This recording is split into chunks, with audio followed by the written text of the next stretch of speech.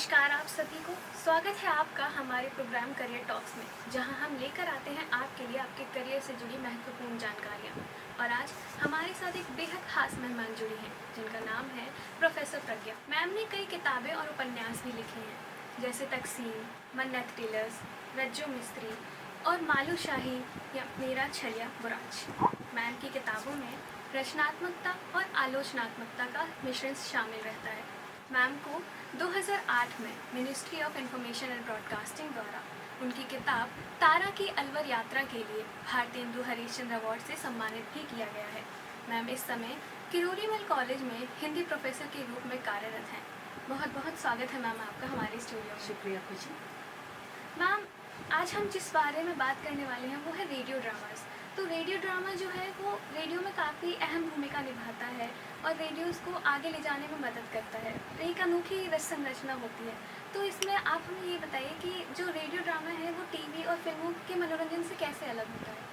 अच्छा, देखिए रेडियो जो है बहुत पुराना माध्यम रहा है लोगों को जोड़ने का। और रेडियो ड्रामा तब अस्तित्व में आए जब उस तरह से थिएटर नहीं थे जहाँ पर हम जाकर नाटक देख सकें, या सिनेमा घरों तक भी लोगों की पहुँच कम थी, लेकिन रेडियो घर घर तक पहुँचा था। और रेडियो जो है इन माध्यमों से इस रूप में अलग है। मैं ये कहूँगी, अगर हम नाटक की बात करते हैं तो नाटक एक परफॉर्मिंग आर्ट है, दृश्य माध्यम है, और इसीलिए आप देखते हैं उपन्यास हो और कहानी हो उससे भिन्न है, क्योंकि ये जो सभी विधाएं हैं ये पढ़ी जाने वाली पाठ्य विधा है, और नाटक जो है वो दृश्य विधा है। लेकिन जब हम रेडियो नाटक की बात करते हैं तो रेडियो नाटक को कई लोग जो है ऑडियो थिएटर के रूप में जानते हैं, क्योंकि आप देखते हैं वहाँ दृश्य नहीं, वहाँ जितना भी काम है वो ध्वनि से है, आवाज़ से है, संगीत से, गीत से, इन माध्यम से, मुख्य रूप से हम कहें ध्वनि केंद्रित माध्यम उस रूप में। जबकि सिनेमा को आप देखते हैं वहाँ विजुअल इफेक्ट्स है। आप कहते हैं कि वो 50वें माले से नीचे गिरा, आप उसे दिखा सकते हैं। रेडियो पर आप अपने शब्दों से बता सकते हैं, एक पूरा बिंब खींच सकते हैं, दृश्य की वो चीज़ नहीं है। तो इस रूप में मुझे लगता है वो अलग है। रेडियो को अंधेरे का नाटक भी कहते हैं, और अंधेरे का नाटक की यहाँ पर मंच नाटक के बारे में जब कहा जाता है कि कोई भी नाटक तब पूर्ण होता है जब वो मंच पर खेल दिया जाता है, लेकिन यहाँ पर कोई मंच नहीं है। या हम पुराने तौर पर देखें कि नाटक में जो है जिसके प्रकाश योजना है उस तरह की प्रकाश योजना नहीं है, कॉस्ट्यूम है उस तरह के कॉस्ट्यूम की ज़रूरत नहीं है, लेकिन वाचिक अभिनय की ज़रूरत यहाँ है, आंगिक अभिनय की भी ज़रूरत नहीं है, उस तौर पर मंच है नहीं, तो ये सब चीज़ों की ज़रूरत नहीं है। तो ये अलग है। एक और चीज़ जो मुझे लगती है, रेडियो नाटक में सिनेमा से अंतर तो है, लेकिन एक समानता भी है। वो समानता इस रूप में क्योंकि दोनों रिकॉर्डेड मीडिया है। इस मामले में नाटक जो लाइव हो रहा है वो ज़्यादा चुनौतीपूर्ण है बनिस्बत के रेडियो नाटक के।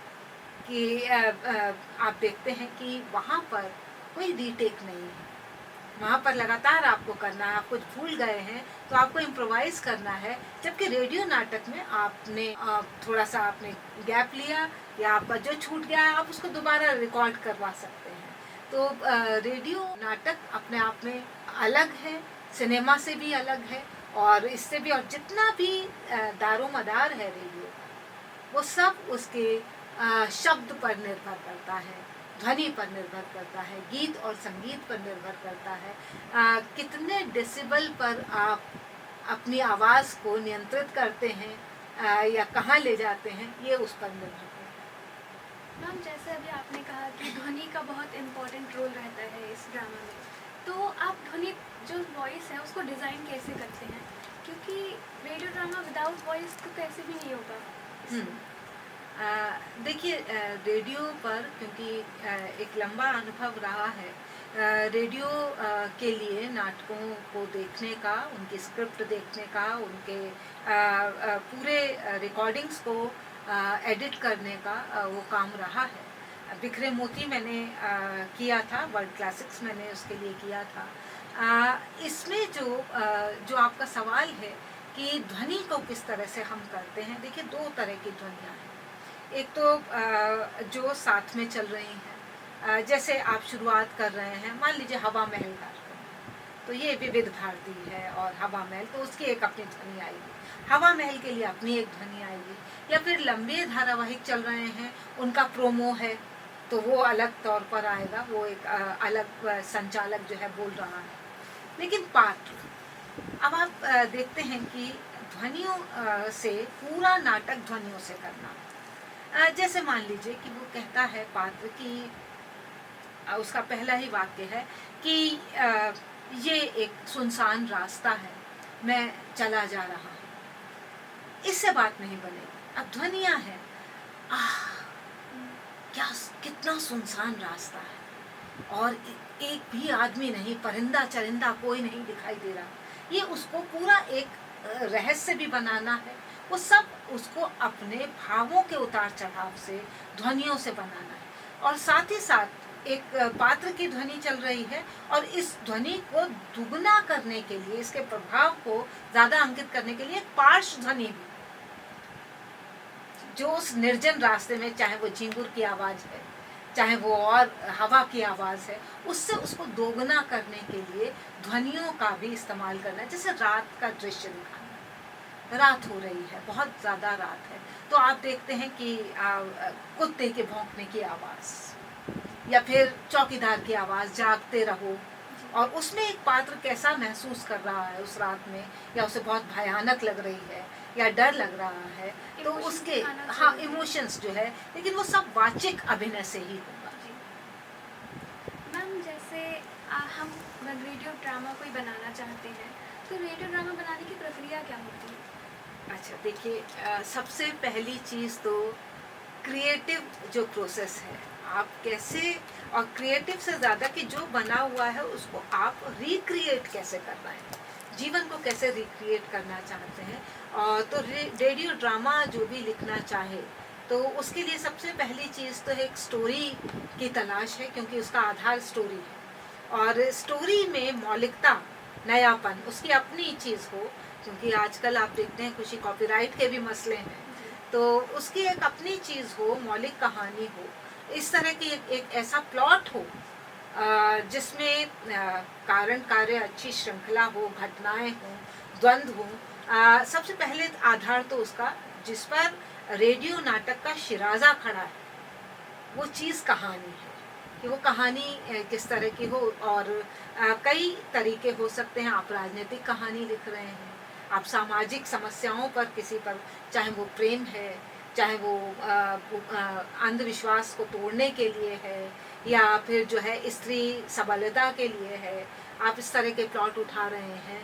हाँ, या फिर मनोवैज्ञानिक, कि आजकल जैसे हम बात करते हैं कि लोग अकेले होते जा रहे हैं, निराशाएं हावी होती जा रही हैं, इस तरह के जो प्लॉट हैं उनको लेकर आप कहानी एक डेवलप करते हैं। तो सबसे पहली बुनियाद है कहानी, और कहानी का आप देखते हैं उसका आदि, मध्य और अंत।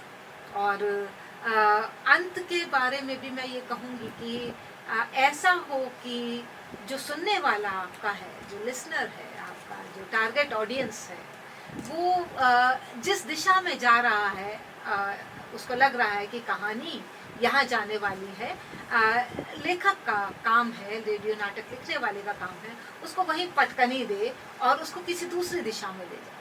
यानी ऐसा ना हो कि जो निश्चित एक दिमाग में बना लिया है कि यही अंत होना है, तो फिर क्या फायदा।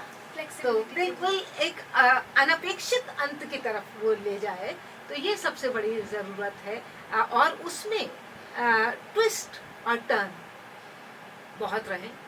और रेडियो नाटक में सबसे बड़ी बात, जो आपने पहला ही सवाल पूछा था कि क्या अंतर होता है, सिनेमा में देखिए एक आदमी आकर खड़ा हो गया, या नाटक में एक आदमी आकर खड़ा हो गया, आपको बताने की ज़रूरत नहीं है उसका पहनावा क्या है, वो किस क्षेत्र से आ रहा है। हाँ, अगर वो ग्रामीण क्षेत्र से आ रहा है तो आप उसका पहनावे से आप उसको बता देंगे। लेकिन रेडियो में डिटेलिंग पर, रेडियो नाटक लिखने में डिटेलिंग पर बहुत जोर है। ये आओ भाई काशी, हाँ कंधे पर ये सामान उतार दो, ये थैला, हाँ ये तुम्हारी चप्पलें कैसी धूल में लिपट गई हैं, एक एक डिटेल आपको बता। चेहरा देखो कैसे कुम्हला गया, गर्दन में पसीने से बह रही है, गर्दन पर पसीने बह रहे हैं, इस तरह की आप मतलब एक एक आपको कैरेक्टर को खड़ा करना और दूसरे कैरेक्टर को उससे अलगाना है, तो दोनों कैरेक्टर को आपको स्वतंत्र रूप से खड़ा करना है, तो एक एक डिटेल पर आपको काम करना पड़ेगा। तो ये काम मुझे लगता है रेडियो पर ज्यादा चुनौतीपूर्ण है ये काम। जी मैम, आप जब आपने चुनौती की बात की है, तो हम कोई भी काम करते हैं उसमें चैलेंजेस हमें फेस करते ही पड़ते हैं। तो रेडियो ड्रामास में वो कौन से चैलेंजेस हैं इसके अलावा जो हमें फेस करने पड़ सकते हैं और हम उनका कैसे सामना कर सकते हैं? अच्छा देखिए, हर लेखक जब भी लिखेगा उसको अलग अलग तरह की चुनौतियाँ आएंगी, सारी चीज़ें हैं। इसमें जो एक चुनौती तो मैं यही बता रही हूँ कि विजुअल मीडिया में बहुत चीज़ें आसान हैं। अब जैसे आप मैंने पहले भी कहा कि जैसे आप ऊपर से गिर रहे हैं तो गिरते हुए को आप बड़ी अच्छी तरह से दिखा रहे हैं, यहाँ मुश्किल है। एक और चैलेंज बहुत है कि अब आप एक चीज को रेडियो में कितना खींचेंगे, क्योंकि रेडियो नाटक का जो समय है वो 15 से 20 या अधिकतम 30 मिनट आप उसमें ले सकते हैं। लेकिन हम जब नाटक पढ़ रहे हैं या फुल लेंथ प्ले कोई देख रहे हैं या सिनेमा देख रहे हैं, एक पूरी कहानी इस आधार पर हो सकती है कि एक व्यक्ति का पीछा किया जा रहा है, पूरी कहानी अंत तक फिल्म इस पर जा सकती है। लेकिन रेडियो नाटक में इतना लंबा पीछा दिखाना ये संभव नहीं है, ये अपने आप में एक चुनौती है, तो इसको अलग तौर पर फेस करना पड़ेगा। इसी तौर पर आप जब कहते हैं कि कोई पात्र आ रहा है, उसका वेशभूषा को दिखाना नाटक में दिखाना आसान है, सिनेमा में दिखाना आसान है, उसकी आर्थिक हैसियत, हाँ वो तो आपने बता दिया कि भाई तुमने कोट पहना हुआ है, अब आप कोट कौन सा वर्ग पहनेगा, या तुमने धोती पहनी हुई है, हाँ, या नंगे पैर है, हाँ, या राम है या रामदास है। तो ये अंतर जो है, ये मुझे लगता है रेडियो के लिए, ये एक नाटक लिखने के लिए भी और रेडियो पर ये प्रस्तुत करने के लिए भी अपने आप में ये चुनौती है। लेकिन इस चुनौती के साथ साथ मैं ये भी कहूँगी खुशी कि सिर्फ चुनौतीपूर्ण नहीं है ये माध्यम उन माध्यमों से थोड़ी आसानी भी देता है। जैसे आप देखते हैं कि स्टेज पर अगर आपको दृश्य दिखाना है लड़ाई झगड़े का, तो उसमें पूरी प्रॉपर्टीज आपको इस्तेमाल करनी पड़ेंगी। हाँ, आप चाहे पुराना नाटक ले लीजिए, जयशंकर प्रसाद का चंद्रगुप्त ले लीजिए, तो आपको एक सेना भी दिखानी पड़ेगी, आपको जो है उनको उनके बीच युद्ध भी दिखाना पड़ेगा, और पीछे जो है आपको इस तरह का एक जो है कर्टेन है उस तरह के युद्ध का भी बनाना पड़ेगा, तमाम तरह की चीजें। लेकिन रेडियो में आपने कुछ ध्वनि बिंबों से आप तलवार चलाकर, या जो नरेटर आकर वो पीछे से स्टोरी नरेट करता जाए कि ये युद्ध है, इतने आमने सामने खड़े हुए हैं, उससे भी काम चल सकता है। तो मंच पर दिखाना एक लंबा और काफी चुनौती उसमें हो सकती है, जबकि रेडियो में कुछ सहूलियतें भी हैं, हमारे पास सहूलियत भी देता है रेडियो। जी अंत में मैम बस मैं इतना कहना चाहूँगी, अगर आपको हमारे दर्शकों को कोई सलाह देनी हो तो ज़रूर दीजिए। मैं आपके दर्शकों से यही कहना चाहूँगी कि रेडियो नाटक लिखना और ज़रूरी भी है, और लगातार रेडियो ने हमारी पीढ़ी को बहुत समृद्ध किया है, और आज भी मैं देखती हूँ आपकी जो पीढ़ी है वो बहुत सारे गीत और सुनने वाली पीढ़ी ज़्यादा है, मेट्रो हो चाहे और जगह हो, तो रेडियो नाटक की तरफ लोग आए। और एक ज़माना था जब कहा जाता था कि हिंदी में नाटकों का बड़ा अभाव है, आज मैं देखती हूँ कि रेडियो पर चाहे वो धारावाहिक हों, चाहे वो हवा महल के नाटक हों, या फिर शिक्षा या अन्य ज्ञानप्रद जो कार्यक्रम हैं उनमें भी जो नाटक आ रहे हैं, उनमें नाटकों की कोई कमी नहीं दिखाई देती। ये सबल पक्ष है नाटकों का, और युवा पीढ़ी को, आप जैसे लोगों को नाटक लेखन में उतरना चाहिए, आना चाहिए, और इस माध्यम को और समृद्ध करना चाहिए। जी बहुत बहुत धन्यवाद मैम आपका, आपने अपना कीमती वक्त निकालकर हमारा और हमारे दर्शकों का मार्गदर्शन किया। आपका भी शुक्रिया खुशी। जी धन्यवाद। और दर्शकों, मैं आपसे आशा करती हूँ कि ये एपिसोड आपके लिए हेल्पफुल रहा होगा। तब तक के लिए मैं चलती हूँ, लेकिन जाने से पहले वीडियो को लाइक और कमेंट करना ना भूलें, और चैनल को सब्सक्राइब ज़रूर करें। धन्यवाद।